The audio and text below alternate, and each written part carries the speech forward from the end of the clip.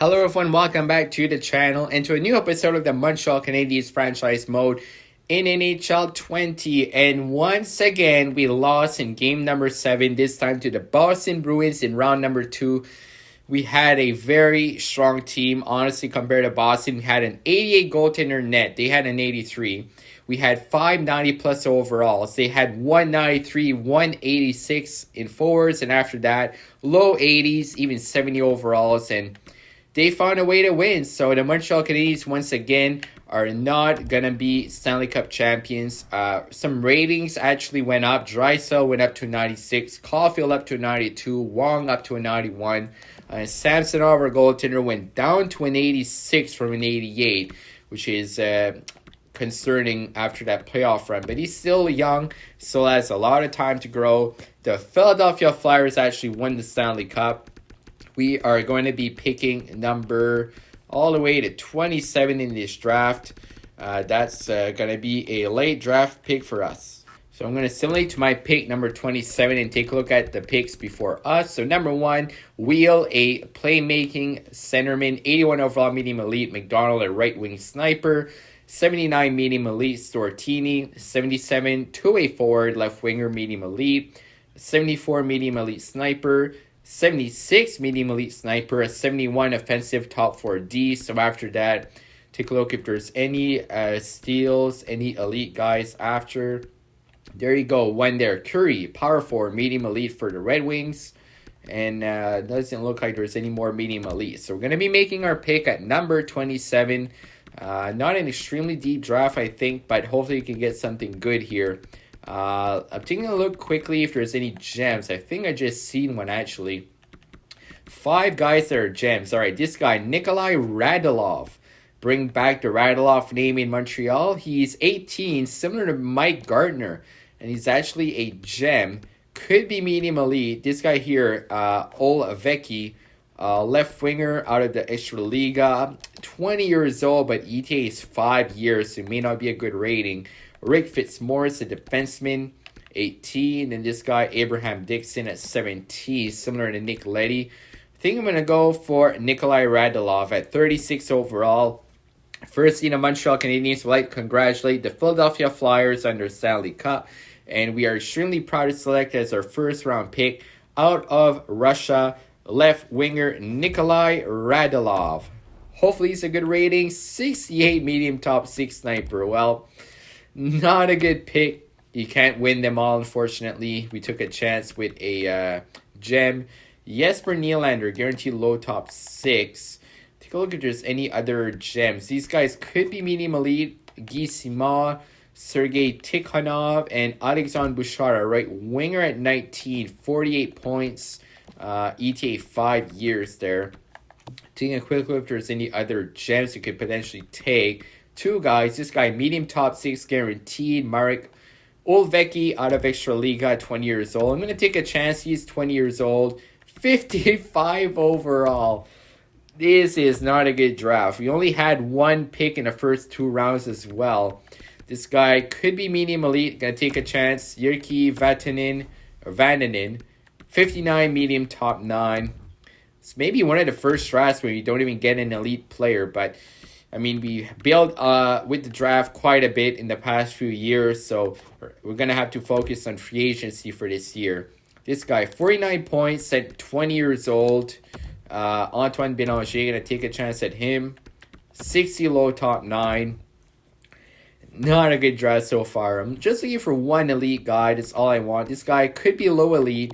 I'm going to take a look quickly. This guy, Alexandre Bouchard, right winger. 50% chance he's medium elite.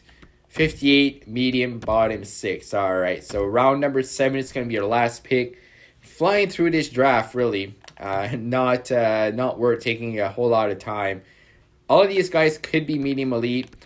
I'm going to take the guy with the most points. Centerman Earl Sawchuk, 53 points. At 19, 59 overall, low top 9. So looking at our contract situation, the bad news is we only have $1.2 million of cap space left. The good news is almost our entire team is signed already. So looking at centers, we have a ton of centermen.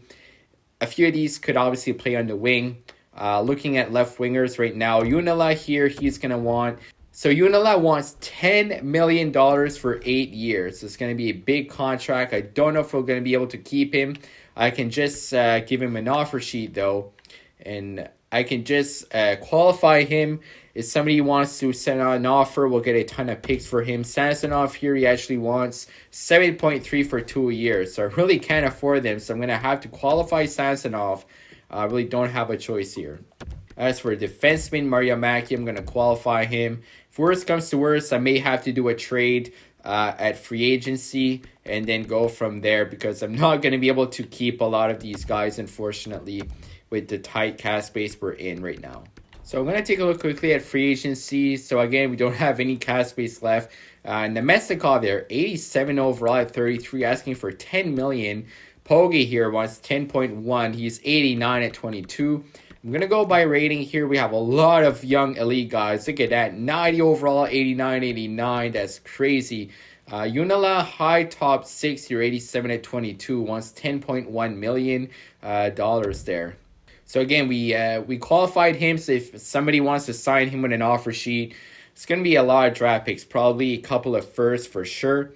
And then as for our goaltender, really, we send him an offer sheet to...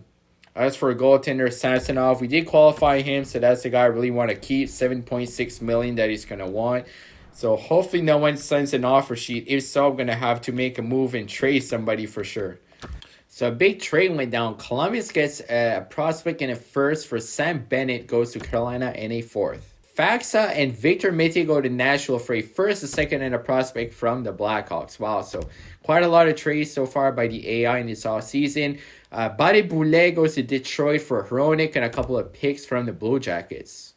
And then Connor Brown goes to Carolina for a couple of picks for 2 prospects and 2 picks to the Maple Leafs. So a lot of trades involving picks and prospects and or roster players.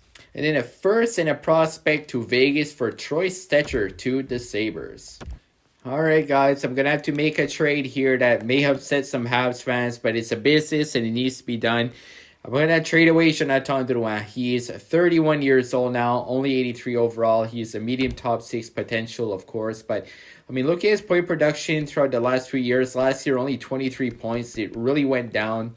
I'm going to save 10 million of cap space between Drouin and Puyarvi. He's down to an 81. I'm going to get a fourth, as well as Matt Jackson, 6'4", 212 pounds. He's actually number 69, former first-round pick. He's a minor depth defenseman right now, but he actually has a medium top 4 potential, 74 overall at 20. He could grow into a pretty decent defenseman for us. I'm going to have to make the trade. Thank you, Drouin Puyarvi, for your service. Unfortunately, it is a business. It needs to be done. Philadelphia wants both of them. And there it is. We save a lot of cap space now. We're going to be able to bring back Unila and bring back Samsonov as well, which were the key parts of our team. So thankfully, no one actually sent an offer sheet for any of our guys, which was extremely lucky, and I'm very happy about it. I wasn't able to trade Drysdale, but I think in the long run, it's going to work out. So Unila wants 5.4. So that'll leave us to about just under 5. I'm actually going to sign a goaltender first. I'm going to see if I can get them a bit cheaper.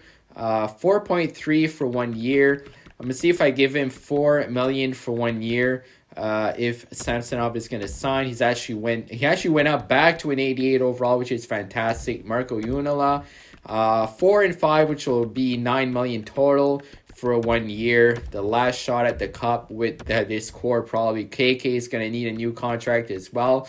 2-8 Fitzpatrick here, see if he's going to sign.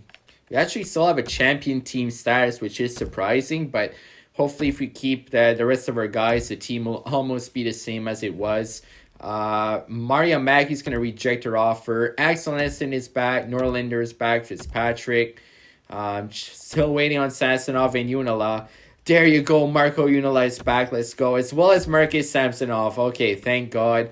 Thankfully, they re-signed. So we're in a better place that we were before. So looking at centers, we're pretty well set for forwards for sure. Defensemen and goaltending, really happy about that. All right, guys, after a lot of trial and error, going back and forth, trying to get the best combination I could, this is a team. The bottom six is definitely weaker than last year. Top six, we're able to keep everybody. So, Draisaitl there, 96 with Caulfield 92, Wong 91. Best first line in hockey. Uniland 87, Kotkaniemi at 92, right at 88. Best second line in hockey. And then we have a Arizona Coyotes line. Connor Garland, Max Domi, and Lawson Krause. All three of them former Arizona Coyotes. Lawson Krause is 6'4", 222 pounds. He's going to throw the body around. Connor Garland there actually had a decent year last year with Vegas. He had 13 points in 30 games, 10 goals. So after going to Vegas, he did pretty good. Hopefully he can do well for us. He was incredible for the Moncton Wildcats in real life. I like putting former Wildcats in there. Him and Daniel R. Garland had over 125 points in the QMJHL back-to-back years. He was actually one of the best players for the Coyotes this season in real life. So a bit of a Coyotes connection. Then we got Mudon, Danu, and Gallagher's line number 4. With the chemistry, Caulfield's at 93, Draisaitl 97, Wong 92, Unila 90, Kotkaniemi 95, and Wright 91. The entire top 6 is 90 plus overall with 295 pluses. I don't see how this team can get to the Stanley Cup. Defense, Byron Bouchard, and what do you know? Arizona Coyotes connection, Churchland and Soderstrom, Dan Anderson and Mario Mackey. Defense is actually pretty good. 87-85, 86-87 for a top 4 with the chemistry. And in goal, Samsonov went up to an 88. We're able to keep him on a 1-year deal, $4 million. And then for Marco Junala, we're able to keep him on a 1-year deal, $5 million. So this is probably the last year we're gonna have with this team. Junala, Kotkaniemi, and Samsonov, Domi, all those guys are going to be ending their contract. And yeah, it's just going to be the big year. I'm going to go over the power play and the AHL team off camera. Going to go through that in the next episode. That's going to do it for this episode. It was a difficult off season. We're able to somehow make it work. Bring our core back. Most likely it's going to be the last year with this core of the team. I know I say that every year, but we're not going to be able to keep everybody for sure. Going to simulate the rest of the preseason. We're 4-0-1 so far. Facing off against the Red Wings 4-2 and the Bruins 3-2 loss. How fitting to end the episode like this. The team that we won in the first round last year and the team that beat us in the second round last year. So that is going to be it. Thank you for watching. Hopefully next year we can have a run at the Cup. As always, have a great day.